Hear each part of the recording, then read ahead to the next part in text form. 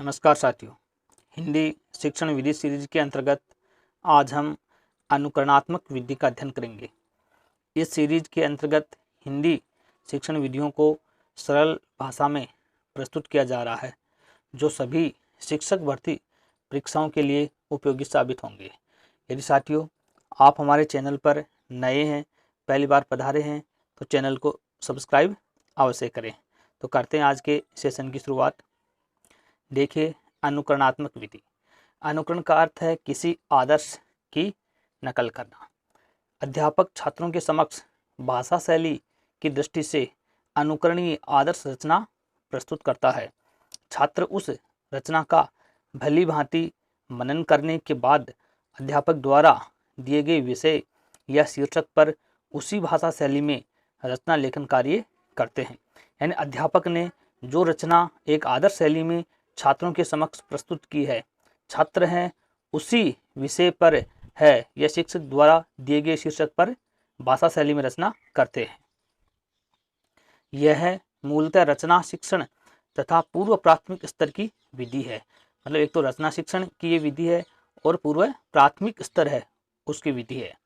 इस विधि में बालक अनुकरण करके सीखता है।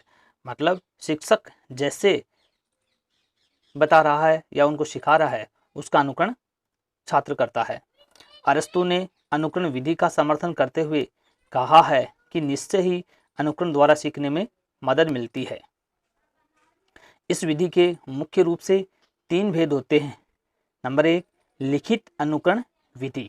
प्राथमिक स्तर पर छात्रों को वर्णमाला, सुलेख आदि सिखाने हेतु उपयोगी ये विधि है। नंबर 2, उच्चारण अनुकरण विधि। प्राथमिक स्तर पर छात्रों को शुद्ध बोलना सिखाने हेतु उपयोगी होती है। नंबर 3, रचना अनुकरण विधि। यह माध्यमिक स्तर छात्रों को रचना जैसे पत्र, निबंध आदि सिखाने हेतु उपयोगी होती है।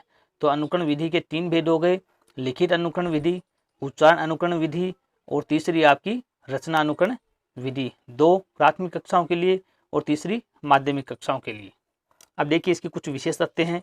नंबर 1, लिखित अनुकरण में जैक्टॉट विधि, पेस्टालोजी विधि, मोंटेसरी विधि, रूपरेखा अनुकरण विधि, स्वतंत्र अनुकरण विधि आती हैं।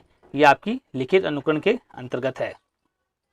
नंबर 2, उच्चारण अनुकरण विधि में अध्यापक एक एक शब्द बोलता है और बालक उस शब्द का अनुकरण ठीक प्रकार से करते चलते हैं। मतलब जो शिक्षक द्वारा बोला जा रहा है उसका अनुकरण छात्र करते हैं। तीसरा, रचना अनुकरण विधि के अंतर्गत विद्यार्थी के समक्ष कोई ऐसी उत्तम रचना प्रस्तुत की जाती है जो भाषा तथा शैली की दृष्टि से श्रेष्ठ तथा अनुकरणीय हो।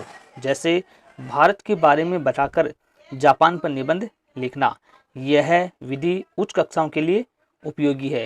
यानी छात्रों के समक्ष है जो अध्यापक होता है, कोई ऐसी रचना प्रस्तुत करता है और फिर दूसरा शीर्षक उसी के अनुकरण होता है और छात्र उसका उपयोग करते हैं। नंबर 4, पेस्टोलॉजी विधि के अंतर्गत वर्णों की आकृति के टुकड़े करके उन वर्णों को लिखने का अभ्यास कराया जाता है। पेस्टोलॉजी आपकी जो एक लिखित अनुकरण विधि के अंतर्गत मानी जाती है। जैसे छात्रों को वह लिखना है तो पहले 0, फिर 1, फिर अंत में वह बन जाता है। यह मनोवैज्ञानिक विधि है। मतलब जो भी वर्ण या अक्षर छात्रों को अध्यापक सिखा रहा है, पहले उस वर्ण को टुकड़ों में बांट देता है और फिर उसको क्रमबद्ध जोड़ने की कोशिश की जाती है। ये आपकी पेस्टोलॉजी विधि। नंबर 5, मोंटेसरी विधि की प्रवर्तक मैडम मोंटेसरी मानी जाती है। इस विधि में बालक ज्ञानेंद्रियों की सहायता से सीखता है। यानी मोंटेसरी विधि की प्रवर्तक एक तो मोंटेसरी मानी जाती है और ज्ञानेंद्रियों की सहायता से छात्र सीखेगा। नंबर 6, अनुकरणात्मक विधि अंग्रेजी भाषा शिक्षण के लिए उपयोगी मानी जाती है। साथियों ये तथ्य सीटेट में पूछा हुआ है। आगे देखिए, छठा महत्वपूर्ण तथ्य, अनुकरण विधि के 3 रूपों में से 2 रूप लिखित अनुकरण तथा उच्चारण अनुकरण प्राथमिक स्तर पर उपयोगी हैं। 3 प्रकार के अनुकरण हैं, उसमें लिखित और उच्चारण अनुकरण है प्राथमिक कक्षाओं के लिए महत्वपूर्ण माने गए हैं।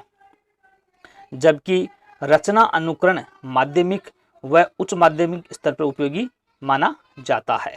कौन सा अनुकरण? तीसरा, जो रचना अपना अनुकरण है। धन्यवाद साथियों। चैनल को सब्सक्राइब करें, वीडियो को शेयर कीजिए।